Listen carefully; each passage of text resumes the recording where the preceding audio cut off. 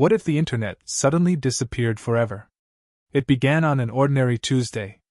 People woke up, reached for their phones, and were met with an unexpected emptiness. No notifications, no emails, no social media buzz.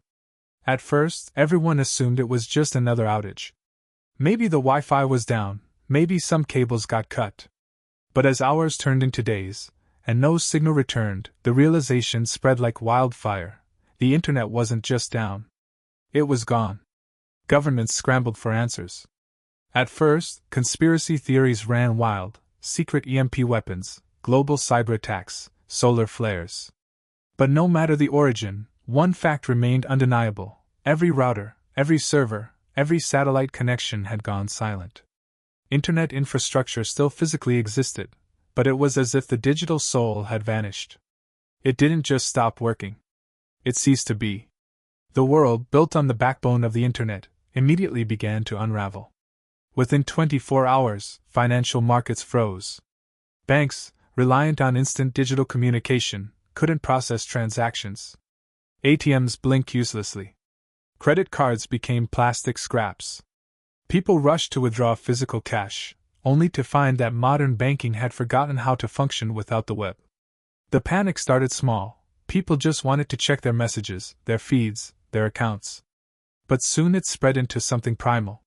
With supply chains thrown into chaos, grocery stores emptied in days. Delivery trucks, navigation systems paralyzed without GPS and digital coordination, stopped rolling. Warehouses sat full, but no one knew where anything was supposed to go. Social collapse didn't come instantly. For a week or two, people tried to adjust.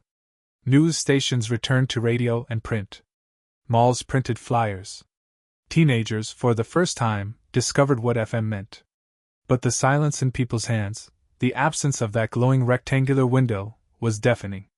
Productivity fell. Communication faltered. Isolation spread faster than any virus ever had. In the tech sector, billions were lost overnight. Cloud services evaporated. Streaming platforms, search engines, messaging apps, all extinct in a single breath. Silicon Valley became a ghost town, its proud towers filled with dead screens and employees who no longer had jobs. The data that once flowed endlessly, emails, memes, cat videos, arguments, business meetings, was suddenly trapped inside hard drives, unrecoverable in the absence of the invisible threads that had bound it all together. But the real transformation wasn't technological, it was psychological. People began to forget how to be alone. For years, the internet had blurred the line between solitude and connectedness. Now, without the option to scroll, to stream, to swipe, they were left only with themselves and the real, tangible world around them. Anxiety skyrocketed. Mental health hotlines, still running on landlines, were overwhelmed. People rediscovered boredom, and it terrified them.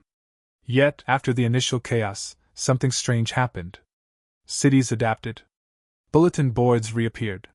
Libraries filled up again, as people sought information the old-fashioned way. Cafes posted handwritten menus.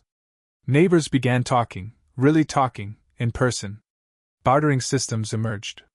Communities rebuilt on trust instead of traffic analytics. Children, no longer mesmerized by screens, played in streets. People sat in parks with books, played chess on benches, wrote letters. Creativity surged. With nothing digital to consume, humanity returned to making art, music, handwritten poetry. Time slowed. Minds wandered. Conversations deepened.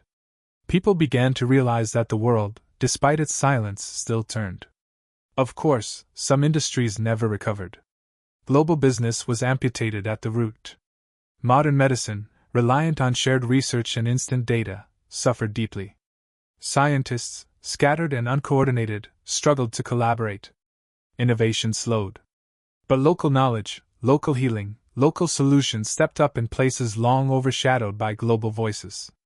A decade later, the internet was still gone. Children grew up without it, not missing what they never had. They learned to ask their parents instead of asking Google.